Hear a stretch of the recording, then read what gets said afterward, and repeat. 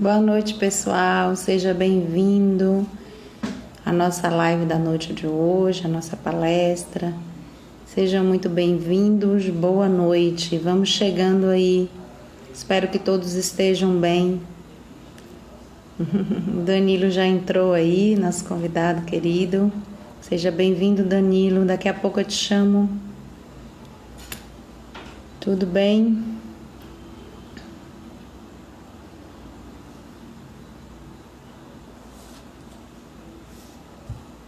Boa noite.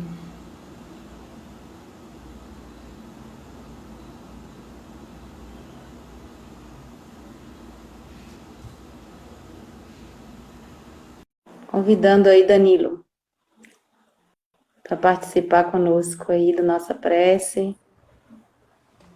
Olá, Danilo, boa noite. Tudo bem? Boa noite a todas e a todos. Ouvindo?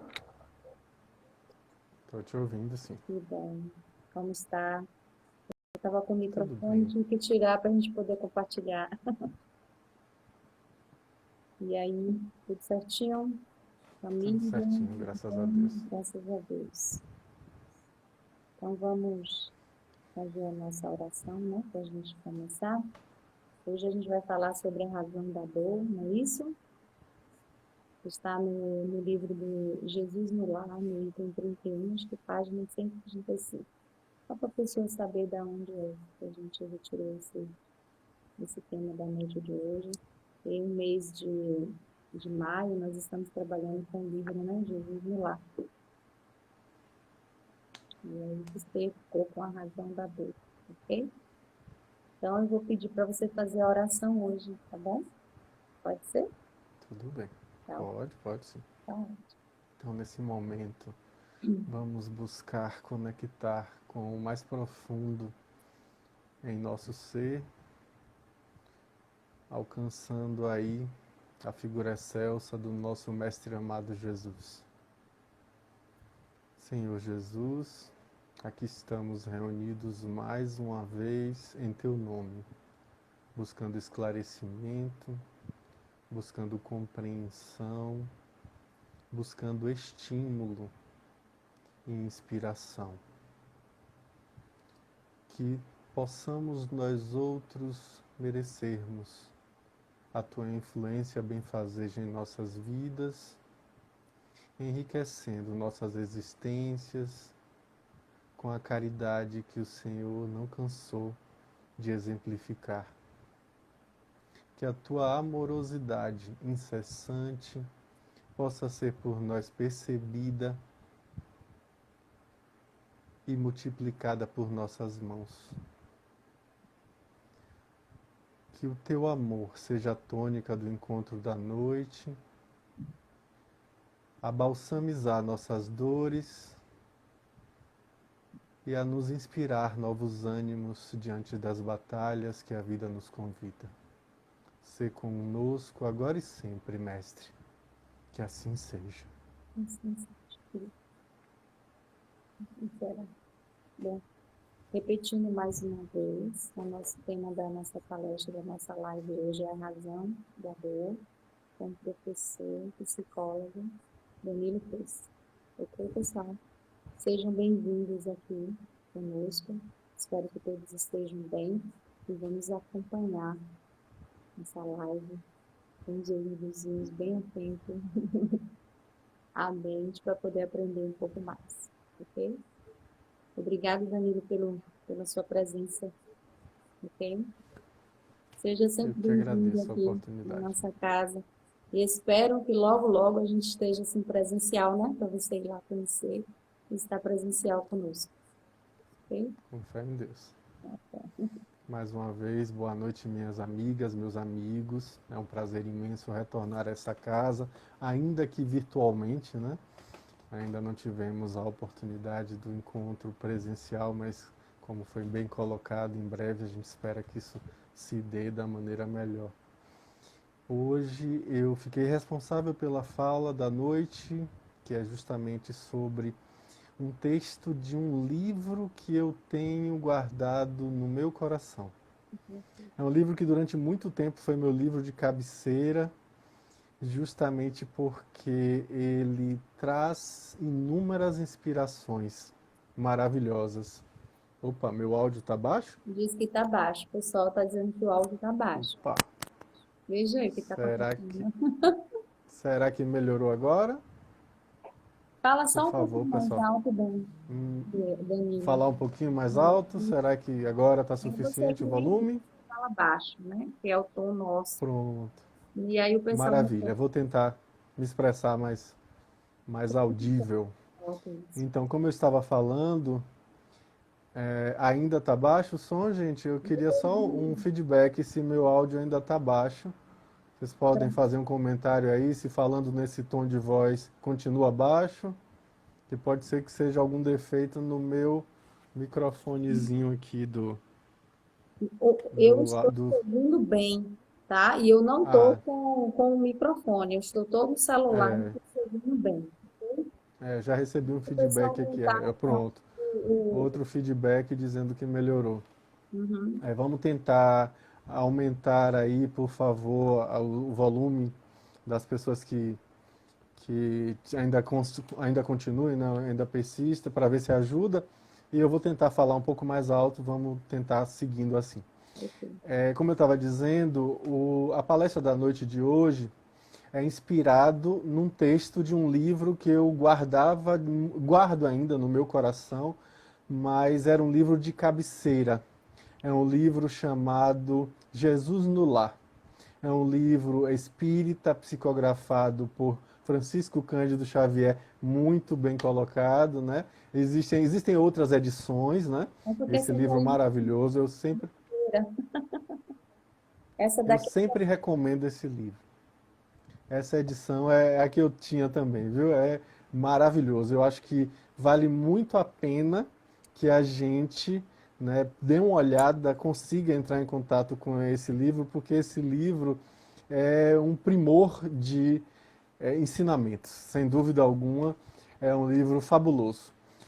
Para quem não conhece, o autor espiritual é Neio Lúcio, na verdade é o nome colocado pelo espírito Quinéios Lúcius, que é colocado no livro 50 anos depois.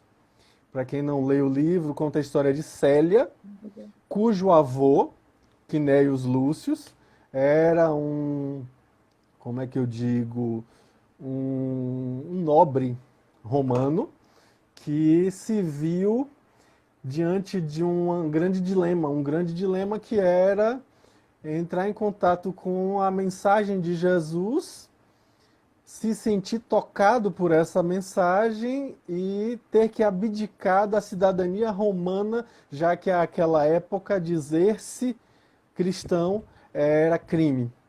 Então, Quinéios Lúcius vem e dá uma grande lição. Eu não vou dar spoiler do livro 50 anos depois, mas vale a pena dar uma olhada até para você ter uma ideia de quem é o autor desse livro, você conhecer a história dele, a caminhada dele no cristianismo, e aí sim você compreender ele vindo agora usando o nome Neio Lúcio, ou seja, aportuguesou-se o nome dele, que era um nome romano, né, um nome em latim, e aí ele vem trazer nada mais, nada menos do que estudos pontuais de circunstâncias que aconteceram no momento em que Jesus estava encarnado no planeta Terra, contudo, sem que houvesse qualquer registro a respeito dessas circunstâncias nos textos bíblicos, nos textos evangélicos. Então, nós vemos que o Jesus no Lar, basicamente, trazendo uma visão bastante resumida, é a descrição dos estudos do Evangelho no lar, coordenados, dirigidos pelo próprio Jesus, na casa de Simão Pedro. E aí a gente vai ver inúmeros relatos lindíssimos, extremamente emocionantes. É um livro que me toca profundamente, é um livro que eu me sinto realmente convidado a compreender Jesus de uma outra forma, com uma outra lógica, com uma outra perspectiva. E por isso eu tanto recomendo o livro para o nosso deleite. A princípio, esse livro era um livro de apoio do meu grupo de estudo do Evangelho no Lar, né? Minha mãe está presente aí dentre as pessoas que estão me ouvindo, Qual e é o nome ela dela? se lembra bem, né, de Como é o nome quando a dela? gente estudava. Minha mãe é Francisca, é Francisco. Dona Fran Rodrigues. Dá um tchau Ah, aí, Fran Rodrigues, para todo mundo ver você. E aí, com isso, a gente estudava o livro, o Evangelho segundo o Espiritismo, juntamente com mensagens do livro Jesus no Lar.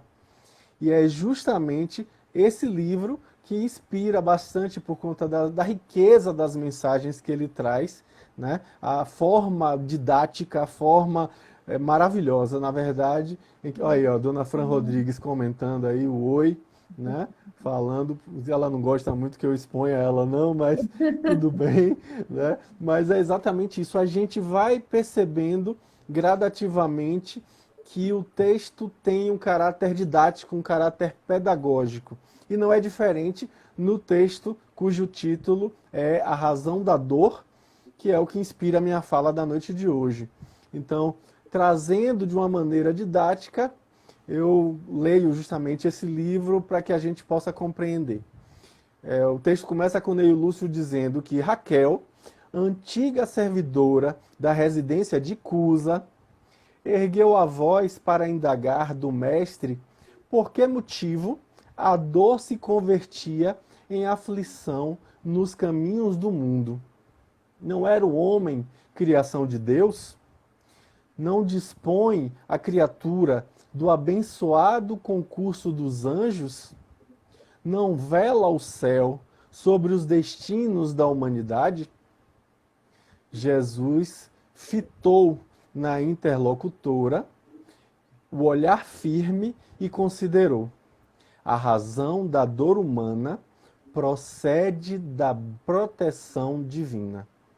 Os povos são famílias de Deus que, à maneira de grandes rebanhos, são chamados ao aprisco do alto. A terra é o caminho. A luta que ensina e edifica é a marcha. O sofrimento é sempre o aguilhão que desperta as ovelhas distraídas à margem da senda verdadeira. Alguns instantes se escoaram mudos e o mestre voltou a ponderar. O excesso de poder favorece o abuso. A demasia de conforto, não raro, traz o relaxamento. E o pão que se amontoa de sobra costuma servir de pasto aos vermes que se alegram no mofo. Reparando, porém, que a assembleia de amigos lhe reclamava explicação mais ampla, elucidou fraternalmente.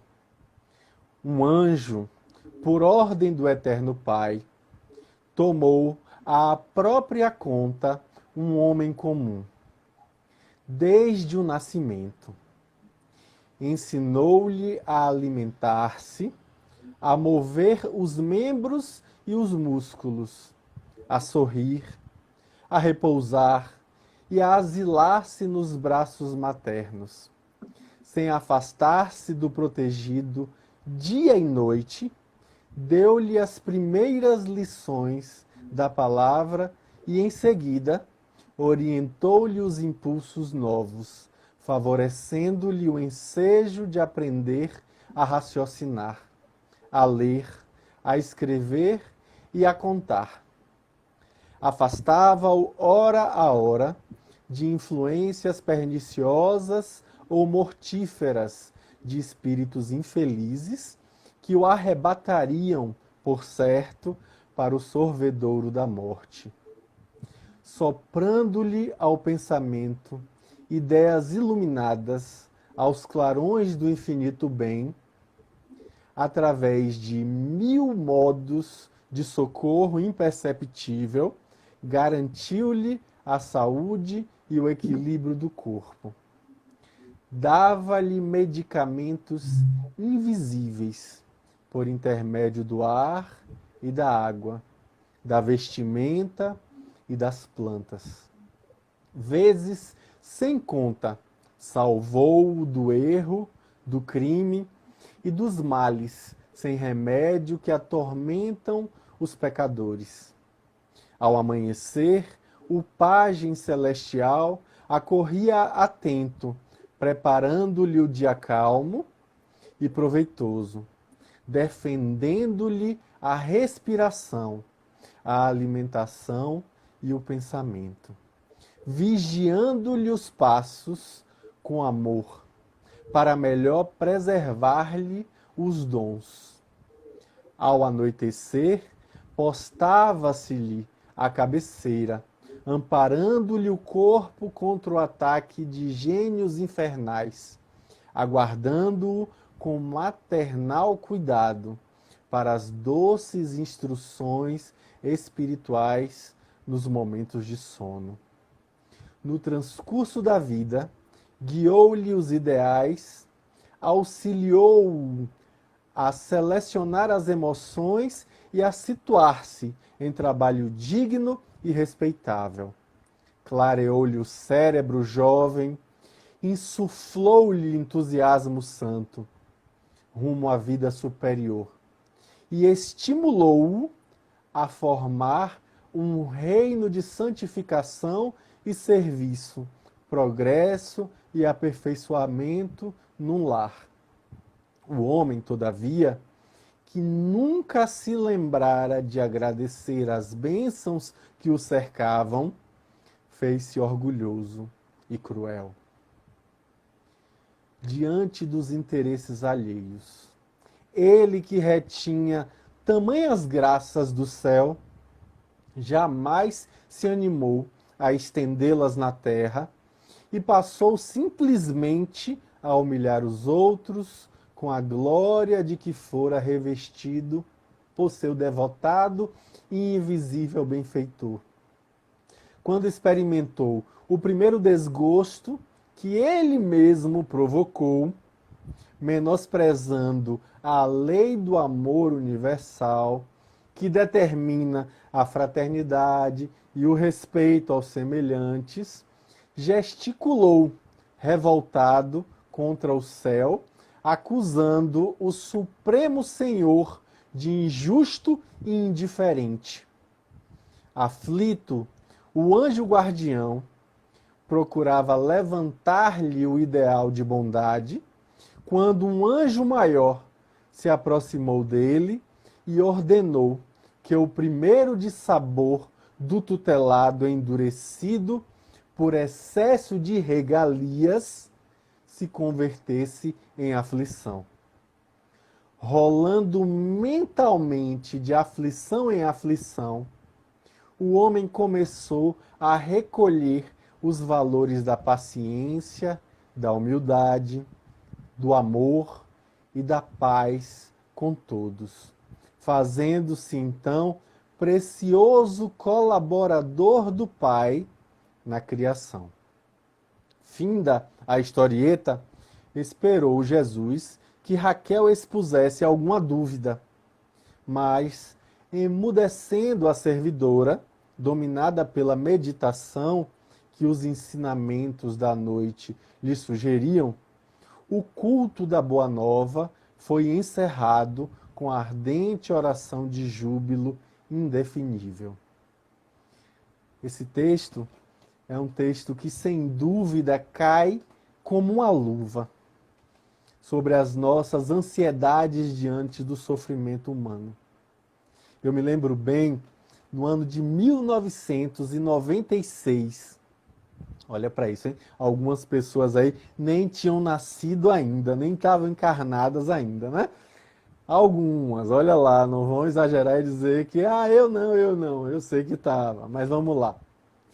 A gente vai ver que lá em 96, no momento em que eu conheci André Luiz Peixinho, que foi posteriormente meu preceptor, uma primeira palestra que eu assisti dele, eu me lembro bem, ele me explanou, e a todos que estavam presentes, sobre um livro de Humberto Roden, chamado Por que Sofremos?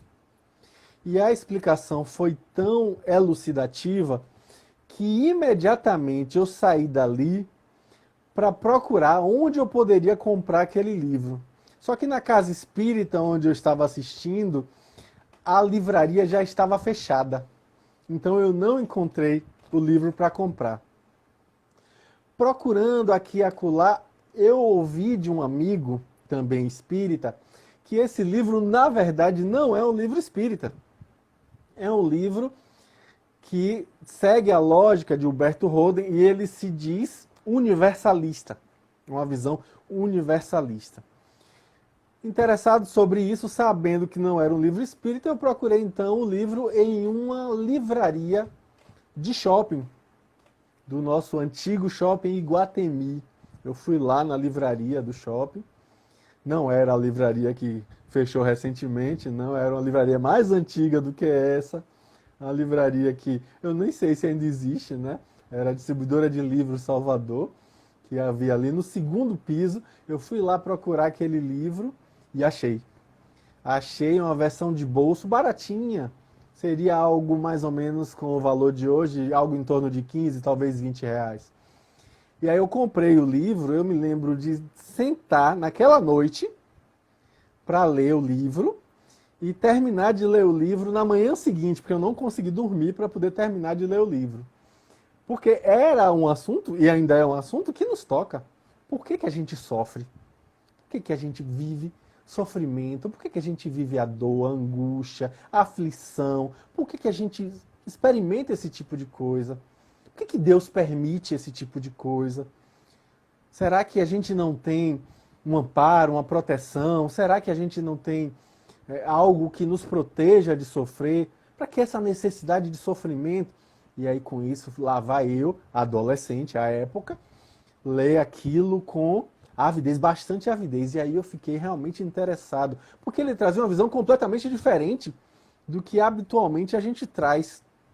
Ele vinha trazer uma visão que versa sobre o fato de que nós sofremos por solidariedade. Eu tomei um choque com essa fala. Como assim solidariedade? Porque a gente sofre por empatia. Ele foi desenvolvendo ao longo do livro, óbvio que eu estou sendo bem resumido, eu não estou contemplando a graciosidade do texto, não estou contemplando a inteireza do que é argumentado ali, mas trazendo apenas uma visão bem sumária do que ali está escrito, mas ele vai dizer justamente que nós vivemos o sofrimento quando vemos o outro sofrendo junto conosco. E, por similaridade, nós vivemos a solidariedade do sofrimento. Eu achei aquilo interessante, mas eu confesso que aquilo não me tocou muito. A palestra de André Luiz Peixinho foi mais interessante do que a leitura do livro. Aí, não satisfeito, eu me lembrei que ele citou um outro autor, que depois eu descobri também não era espírita.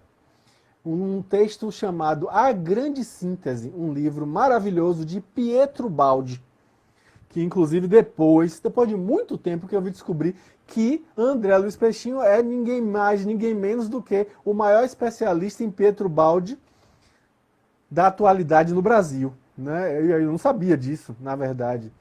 E aí, lá vai eu procurar saber sobre esse assunto. Perguntei ao meu amigo Walker Lins, então coordenador da Juventude Espírita Paulo Estevão, que era o grupo jovem que eu frequentava. Quando eu perguntei, Walker brilhou o olho, porque ele adora Pietro Baldi.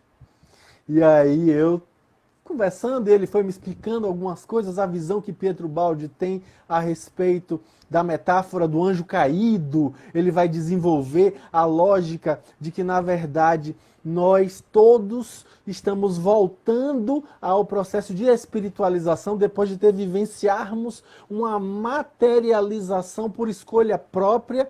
Seria justamente a metáfora, o mito do anjo caído. Seria o momento em que a gente se afasta do Criador e esse movimento leva a uma materialização gradual até chegar à extrema materialização no momento em que acontece o fato de que o universo se resume a um pequeno ponto extremamente denso e quente e daí explode-se o chamado Big Bang. A teoria do Big Bang, segundo Pietro Baldi, é explicada dessa forma. Nós materializamos até o máximo e aí a explosão quer dizer o caminho de volta, o caminho de espiritualização de volta para o Criador. E aí ele vai dizendo que o processo de sofrimento é esse aparar de arestas. Isso eu fui descobrir mais profundamente no sábado seguinte, quando o Walker, não mais do que me levou de presente um livro A Grande Síntese. Ele sabia que eu gostava de ler e lá vai Danilo ler. E achei aquilo interessantíssimo e no sábado seguinte eu já tinha muito assunto para conversar com ele e a gente às vezes demorava depois do horário da juventude, a gente ia para uma pastelaria que tinha ali perto na Pituba e ficava conversando, aí eu sentava numa mesa separada com o Val, que a gente ficava batendo papo sobre esses assuntos cabeça e aí nessa história juntava alguns mais interessados e a gente ficava conversando e aí veio a possibilidade de ler outros livros, aí foi mais outros autores não espíritas, autores espíritas. Aí caiu na minha mão o livro A Caminho da Luz, de Emmanuel, psicografia de Chico Xavier. Esse texto me tocou profundamente. Foi muita propaganda de Walker para poder eu ler realmente o livro, e ele conseguiu chegar ao ponto de me deixar curioso para poder realmente me debruçar sobre aquilo, para entender a história da humanidade, por que a gente passa por tanta situação de tribulação, tanto conflito, tanta morte coletiva, tanta circunstância. Aí a gente vai lendo aquilo ali e vai começando a se enxergar, aí começando a ver que, poxa, hoje eu estou assim, eu vivo assim, mas eu estive lá naquele passado que eu estudei historicamente, e aí eu vou conseguindo compreender. E o interessante é que, em paralelo a isso, a essas leituras todas, a gente vai também vendo no grupo jovem, na juventude, a gente via muito estudo, óbvio, de Kardec. E não é diferente, é absolutamente essencial, né? Ler Kardec para compreender. E aí, óbvio, que cai na minha mão, ainda no começo, na verdade, esse livro fantástico, fabuloso, que eu tenho como sendo um grande roteiro, né? Maravilhoso para nossa reflexão. Herculano Pires vai chegar a dizer, inclusive, que é, na verdade, um código moral absolutamente imprescindível para as nossas vidas. E aí eu vou lá procurar aqui para ilustrar o Livro dos Espíritos, tá, gente? Para quem não conseguiu ler, para quem não conseguiu ver, estou falando do Livro dos Espíritos de Kardec, que é um livro de perguntas e respostas fantástico, fabuloso e que, sem dúvida alguma, eu recomendo de forma bastante veemente, porque percebo que aqui a gente vai encontrar respostas para as nossas maiores dúvidas. A maioria delas a gente vai encontrar aqui de forma muito clara. E aí eu convido a leitura, e palestra serve para isso, né? Palestra serve para que a gente se sinta instigado, inspirado para buscar. A gente precisa sair dessa posição, eu brinco, viu? Eu brinco dizendo assim, ó, a postura do obstetra. A gente faz o quê? A gente fica ali parado esperando, dizendo vem neném, vem neném, vem neném, vem neném, neném, vem neném, neném. E nessa história, só querendo receber a coisa pronta, né? E depois receber o louro, né? O mérito, dizer, não, eu fiz todo o processo do parto. Na verdade, o parto se fez a si mesmo, né? Como diz Sócrates, a sua mãe parteira. Eles, mãe, eu percebi que você não faz o parto se faz a si mesmo. Você apenas apara o bebê. E aí, pense aí, Sócrates, criança, falando isso para a mãe. Mas bem, a gente vai ver exatamente isso. Às vezes a gente entra numa postura, diante de uma palestra, de ficar apenas ali recebendo a informação pronta e achando que isso é suficiente, quando na verdade a gente sabe muito bem que quando a gente escuta, a gente aprende, mas quando a gente interage com o saber, quando a gente faz, a gente aprende ainda mais. É um aprendizado de uma qualidade superior. Então a gente vai verdadeiramente deixar de ser o ouvir dizer, para eu vi, eu li, eu examinei, eu testei, eu percebi, vivendo. É uma coisa que eu falo, repito muito para meus alunos, só faz sentido se for sentido. É essencial que a gente tenha a perspectiva de que, para ser efetivo, é preciso ser afetivo. Tem que nos afetar de alguma forma. Mas então, como eu estava dizendo, Aqui em O Livro dos Espíritos, na questão de número 257, a gente vai ver um texto que é, inclusive, um texto um pouco longo, eu não vou nem ler, eu só estou dando aqui a diretriz para que a gente busque dar uma olhada, dar uma pesquisada, que vale muito a pena ler esse resumo. É um pouco longo, mas é um resumo, né? Se a gente for olhar aqui na minha edição, a gente tem o que? 6 páginas, 7 páginas Qual é de a questão, texto. Danilo? É a Qual é a questão de questão? número 257 Eu posso de O saber. Livro dos Espíritos, que é quando a gente vai ver Kardec trazer uma visão resumida sobre a sensação dos espíritos, deixando claro que a dor é um fenômeno material. Só que existe um fenômeno similar a este que está aí também participando da nossa existência de maneira primaz, que é a dor moral. Essa é a Olha aí, hein? questão mais forte. Essa é a dor que não tem a localização, né? Com certeza. É aqui, como diz o Tabarel, de com força, né? Essa é a que dói de com força. Então, a gente precisa, sem dúvida alguma, né, dar atenção a essa dor. Porque sim, existem privações, nós passamos por circunstâncias físicas, a questão orgânica faz todo sentido. A gente vai lá mais adiante, por exemplo, na questão de número 933, também de O Livro dos Espíritos, a gente vai ver, né, que os sofrimentos materiais, nós somos artífices deles, muitas vezes. Mas os sofrimentos morais são, sem dúvida, ainda piores. E os espíritos vão além. No segundo parágrafo a respeito da resposta à questão dos 933, eles vão dizer que a inveja e o ciúme, aí eles dão uma pausa e dizem assim: felizes os que desconhecem estes dois vermes roedores. Com a inveja e o ciúme não existe calma, não há repouso possível para aquele que é acometido por esse mal. Os objetos de sua cobiça, do seu ódio, do seu despeito, se erguem diante dele como fantasmas que nunca lhe dão trégua e o perseguem até no sono. O invejoso e o ciumento vivem no estado de febre contínua. Continua, eu não vou me debruçar para ler isso não, mas só para a gente perceber que a gente amplia o sofrimento. Nós temos a capacidade de amplificar os nossos sofrimentos. Nós temos como piorar. Joana de Ângeles, em diversos textos, a exemplo de Dias Gloriosos, Autodescobrimento, vai deixar muito claro que a rebeldia, a revolta, é a grande potencializadora do sofrimento humano. Quanto mais você se rebela contra o aprendizado necessário, quanto mais você ergue o orgulho diante do equívoco cometido, mais você sofre. Mais É reclama, mais reclamação também. sofrimento. Como? Quanto mais você reclama, pior fica também, né, a situação. Porque você potencializa. É bom lembrar a origem da palavra reclamar, né? Sim, Circulou recentemente, há não muito tempo, nas redes sociais, essa explicação, né? Que reclamar, ou seja, é clamar novamente, é isso, pedir de de novo. novo. Então, quando você está reclamando, você está pedindo para acontecer mais. É isso mesmo que você quer?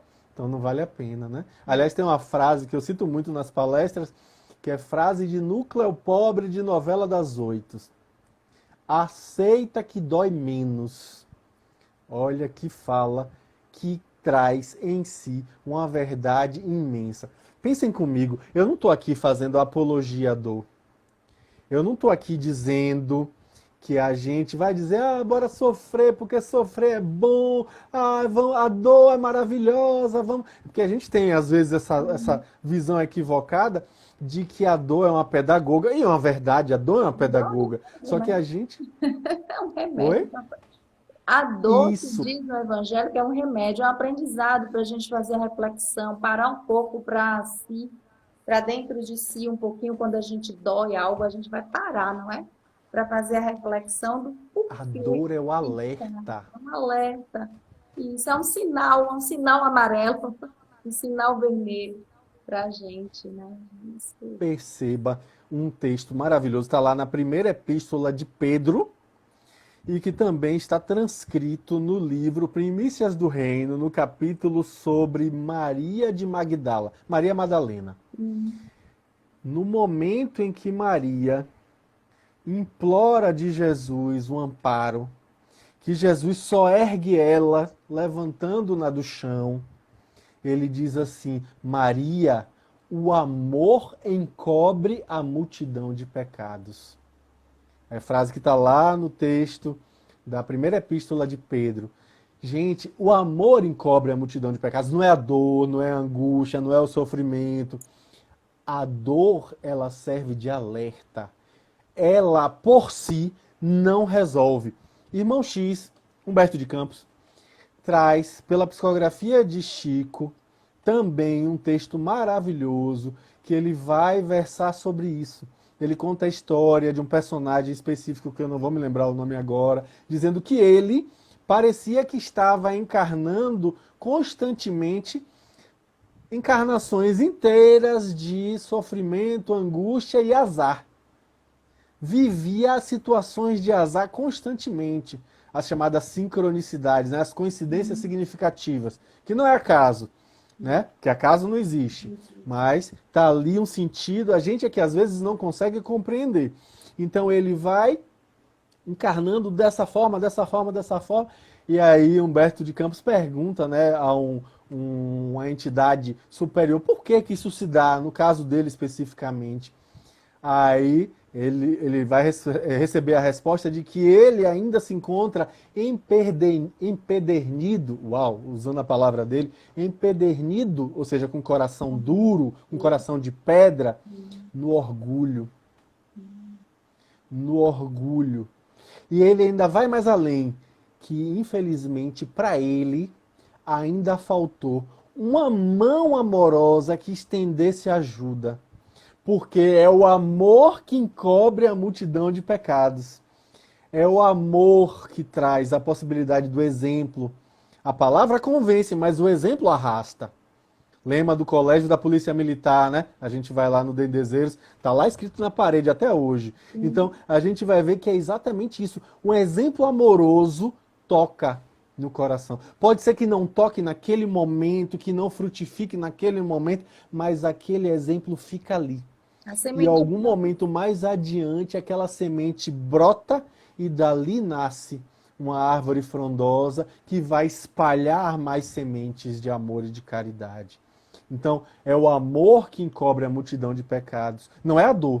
A dor serve de diretriz, de alerta. Olha, tem alguma coisa errada. Olha, não está sendo legal. Olha, a consequência disso. A gente vai lá no Evangelho segundo o Espiritismo, abrindo no capítulo 5º, Bem-aventurados os aflitos, a gente vai ver nitidamente, no começo do capítulo lá, as causas atuais das aflições.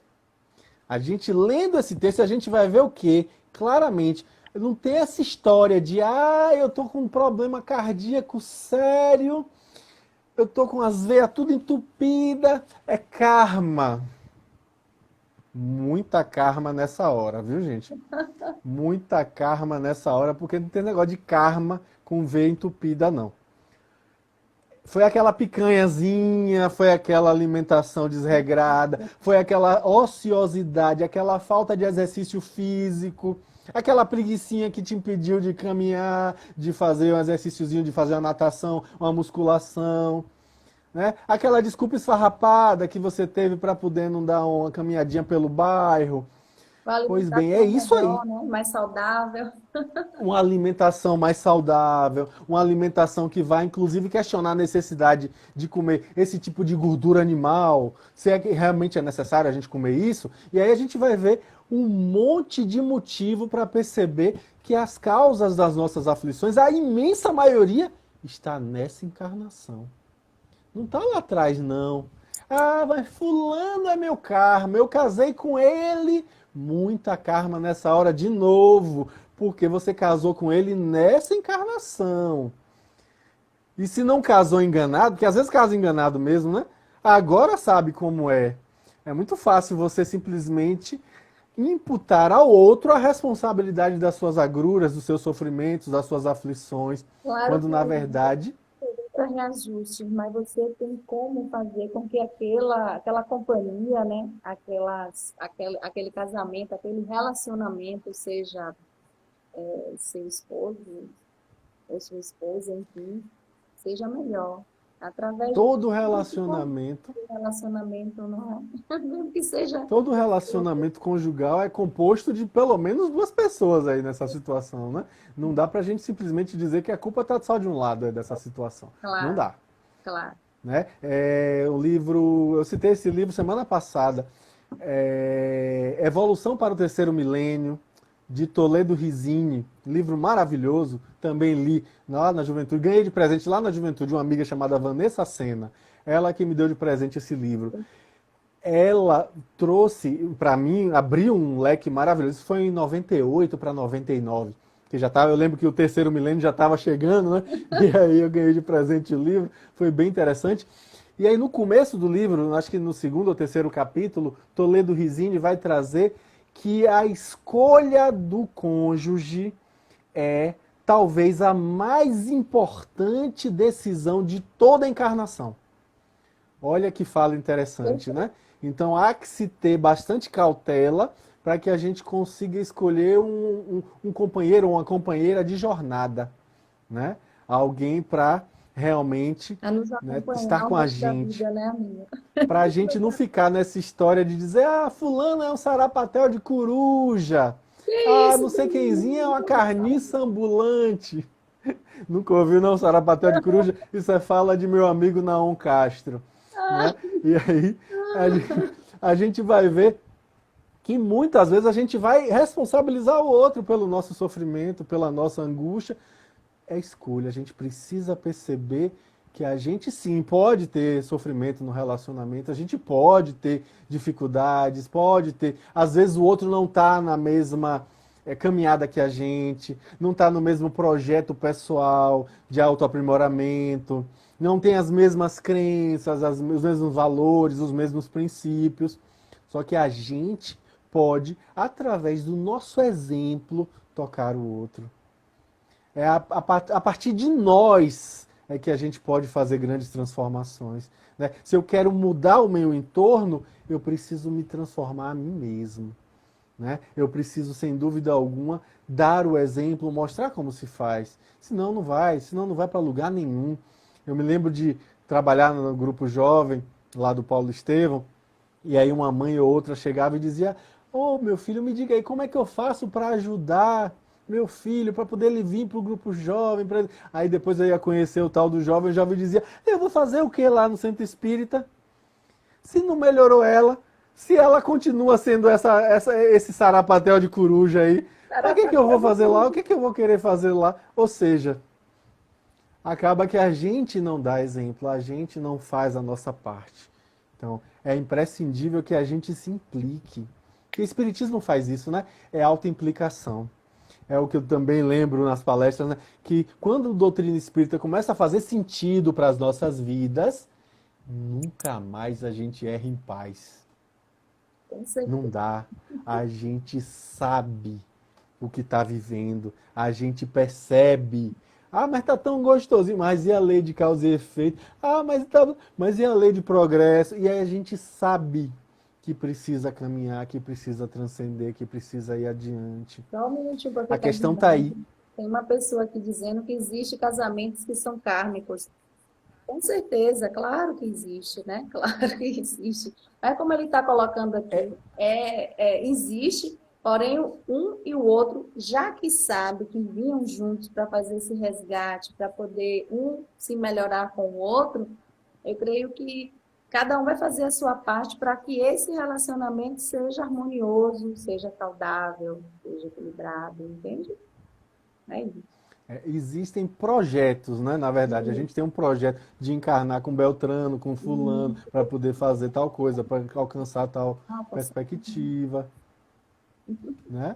Então, o que eu gosto de falar? Eu gosto sempre de lembrar o seguinte: quando a gente fala na palavra karma, a gente precisa tomar muito cuidado, porque essa palavra às vezes vem arraigada com visões que são de outras perspectivas, extremamente respeitáveis, mas completamente diferentes, né? Assim, por exemplo, a palavra karma a gente não vai encontrar em texto nenhum de Kardec, né? Não existe essa palavra, a gente não vai achar isso lá. A gente encontra isso, sim, em textos de Joana de Ângeles, a gente vai encontrar em texto de André Luiz, a gente vai encontrar em outros textos, mas não em Kardec. Mas assim, quando a gente diz que o relacionamento é kármico, a gente vai perceber que, na verdade, a gente está dizendo que o relacionamento teve um projeto reencarnatório com vistas a uma determinada jornada, uma determinada função, um determinado objetivo pontual. Tá? Agora, óbvio que a gente aceitou esse projeto. Óbvio que a gente se permitiu esse projeto. Até porque, se a gente simplesmente não aceitasse, a gente seria o primeiro a cair fora. A gente vê isso, né? Que quando os espíritos vão falar sobre a diferença de prova e expiação, fica bem claro que quando é prova, a gente tem um grau de resignação muito maior. Quando é expiação, ou seja, está fora da nossa capacidade de tomar decisão, de fazer escolha, porque é imposto, porque a gente não dá para fazer uma decisão diferente, a gente não dá conta disso, é expiatório. E aí, nesse caso, a gente vê nitidamente que separa-se com uma facilidade incrível. Porque a gente vê que eles estão juntos ali porque são duas carnes de pescoço, são dois difíceis de conviver, e aí encarna, você vê que em poucos meses separa.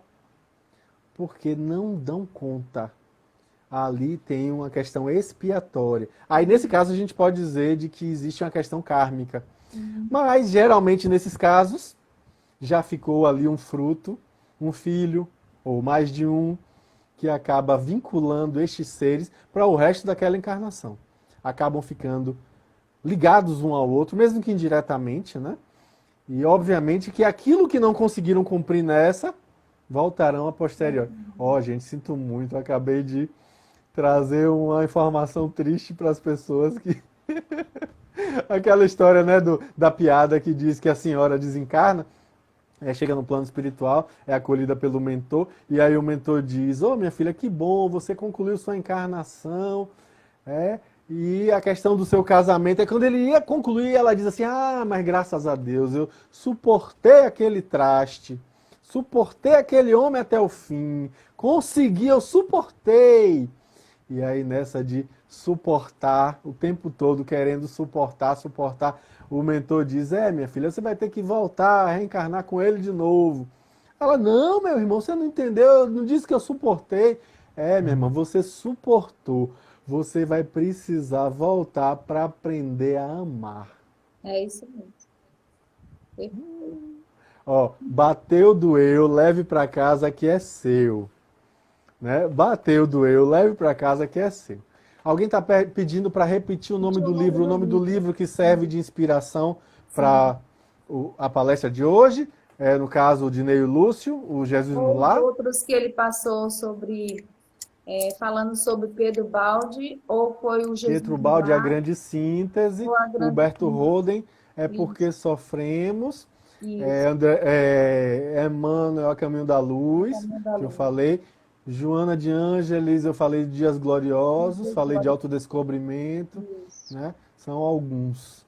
Então a gente vê que nitidamente a gente vai crescendo diante dos desafios. A história trazida por Jesus no conto do livro vai falar exatamente isso, que diante de circunstâncias aflitivas, nós amadurecemos. Nós amadurecemos. Perceba uma pessoa que, apesar da idade, é completamente imatura, a pessoa não passou por limitações na vida. A pessoa que recebeu sempre tudo no colo, sempre teve do bom e do melhor, sempre teve disponível porque alguém fez, né? O Huberto Roden, com H, Huberto Roden. Huberto Roden se chama, o nome do livro dele é Por que Sofremos? O nome do livro, tá? Sim, mas voltando. Então, a pessoa quando não vive nenhum tipo de limitação, acaba se tornando uma pessoa profundamente imatura. é preciso que a gente perceba o quanto a gente aprende. Quando a gente vê circunstâncias assim, por exemplo, em que a gente se vê limitado por alguma coisa e a gente sofre por isso, a gente precisa enxergar ali a mão de Deus, o dedinho de Deus, às vezes nos tirando de uma fria. Por exemplo, foi feita uma reunião alguns meses depois do incidente, né, que aconteceu lá no 11 de setembro, nas Torres Gêmeas, nos Estados Unidos, né, aquele atentado terrorista. E aí foi percebido que os sobreviventes, a grande maioria dos sobreviventes, tiveram, entre aspas, situações de azar. Eu estava indo para uma entrevista de emprego no World Trade Center e aí meu filho derramou café na minha roupa. Eu dei a maior bronca nele, botei de castigo, tive que voltar a tomar outro banho, trocar de roupa e acabei me atrasando, perdi o metrô e aí acabou que eu sobrevivi. A outra, eu estava no ônibus, eu estava no ponto de ônibus esperando o ônibus, passou um carro na poça d'água, me molhou, tive que voltar para casa. Eu acabei furando o pneu na saída de casa. Várias circunstâncias assim, que a gente às vezes não consegue enxergar o dedinho de Deus, dizendo assim, você não precisa passar por essa circunstância não. Vem para cá que você vai agora viver de outra forma, vai ter outra oportunidade. A gente não consegue enxergar desse jeito. Então a gente precisa aprender a exercitar olhares para enxergar o dedinho de Deus, às vezes dizendo, não, você está querendo muito isso, mas isso aqui vai te trazer um problema a posteriori. Então segura as pontas, vamos pensar de outra forma, vamos pensar... Às vezes o obstáculo é o que nos faz caminhar para frente. É interessante isso, né? A gente olha uma águia, que é uma das aves que voa mais rápido. O que impede a águia de voar mais rápido ainda? A resistência do ar. A resistência do ar impede ela de voar mais rápido. Mas se você tirar a resistência do ar, ela simplesmente não voa. Porque é a resistência do ar que permite que as asas se mantenham equilibradas no ar. Então é isso o que impede ela de ir mais rápido, que permite ela voar. A água, vamos pensar num peixe, uma barracuda, que nada bem rápido. O que impede a barracuda de nadar mais rápido? A resistência da água. Tira a água para ver o que acontece com a barracuda. Pois bem, às vezes, aquilo que a gente está achando, que está nos limitando, que está sendo um problema, aquele relacionamento, aquela circunstância, às vezes aquilo ali é exatamente o que está nos permitindo amadurecer e caminhar. É preciso que a gente se lembre, como diz a música de Almi Sater, que é preciso chuva para florir. E a gente só vive pedindo dias de sol, se esquecendo de que é preciso chuva para florir. A gente precisa se lembrar que a primavera só vem depois do inverno, não vem antes, não. Então a gente precisa agradecer em todas as circunstâncias. Aprender com as circunstâncias de amadurecimento que a vida traz. É crescimento. A gente às vezes não consegue entender pontualmente naquele momento, mas a posteriori a gente vai conseguir compreender. A gente hoje talvez não consiga perceber que a doença é o remédio. A doença é o remédio. A gente às vezes... Com isso eu não estou dizendo para a gente ficar, vamos sofrer, vamos doer, vamos sentir doença. Não é isso, gente. A gente precisa lembrar, como diz o provérbio árabe, que mares tranquilos não fazem bons marinheiros.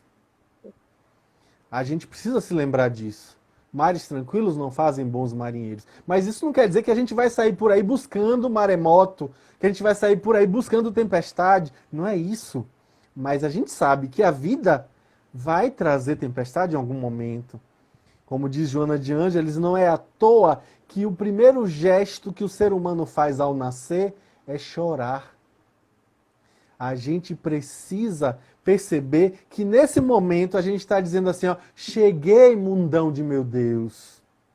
Encarnei no planeta Terra. Sei que vou enfrentar agruras, vou enfrentar dificuldades, sofrimentos e aflições.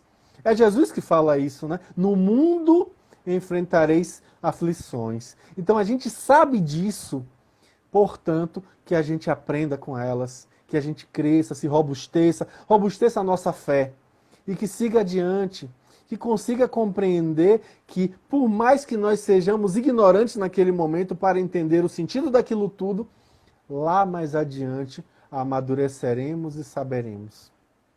que a gente cresça com todas essas circunstâncias. Era a mensagem da noite, que a gente tenha um outro olhar diante da dor, para perceber o alerta que ela nos traz. Que a gente perceba que, às vezes, a pedagoga, a dor, vai nos colocar diante da vida, diante dos aprendizados necessários, e a gente vai, naquele momento... Eu me lembro, a primeira vez que minha mãe me deixou na frente da escola, escolinha Pequeno Polegar, lá em Feira de Santana. Minha mãe deve estar rindo aí agora. Lá no Conjunto Morada das Árvores, em Feira de Santana, que a gente morava. Aí, primeiro dia na escola, eu angustiado, porque eu sentia que aquilo ali eu estava sendo abandonado na minha imaturidade, na minha ingenuidade. Eu achava que ali era um abandono. Na verdade, hoje, depois de ter galgado tantos anos escolares, graduação, pós-graduação, e aí a gente vai ver, olha para trás, dá risada daquele primeiro momento. Mas naquele momento foi a pior dor que eu tive, a dor do abandono suposto. Então que a gente perceba que no momento que a gente está vivendo hoje, essa circunstância aflitiva, essa angústia que a gente está vivendo, esse problema que a gente está vivendo, que a gente perceba a pedagoga dor nos dando a oportunidade de amadurecimento, do crescimento absolutamente essencial, que lá na frente a gente vai olhar para trás e vai rir disso tudo. Vai lembrar e vai dizer, ó, para aí, naquele momento foi terrível, mas agora eu vejo como eu cresci, como foi necessário, como foi um momento, na verdade, de um início, um princípio para o meu crescimento. Então, que a gente amplie olhares e assim consiga enxergar os aprendizados que estão subjacentes a toda a nossa vivência. Muito bom. Acabou a palestra. Ok. Eu espero que todo mundo aí do outro lado, né? Muitas perguntas, algumas coisas para poder, questionamentos aí que fizeram. Dê uma lidinha, né? Nos livros que ele falou aí, comprem o Veja Jesus lá, tem o livro dos Espíritos, tem esse que ele falou aí, Por que Sofremos, e tem vários. E depois assistam novamente a palestra para poder ir com calma, não é isso? E quem quiser, compartilhe aí com seus amigos também essa palestra, pessoal. E agradeço aí a presença de todos vocês, aí do lado daí e aqui do lado de cá. Eu agradeço nosso querido Danilo mais uma vez pela presença e por aceitar o nosso convite. Muito Eu que obrigada. agradeço a oportunidade. A reflexão da noite. E obrigada, dona Fran, pelo filhão aí. Um abraço fraterno. Tchau, pessoal. Boa noite. Até amanhã com o nosso Boa evangelho. noite. Beijão. Tchau. Beijo no coração, Danilo. Até a próxima, se Deus quiser. Grande abraço. Até a próxima, com fé em Deus.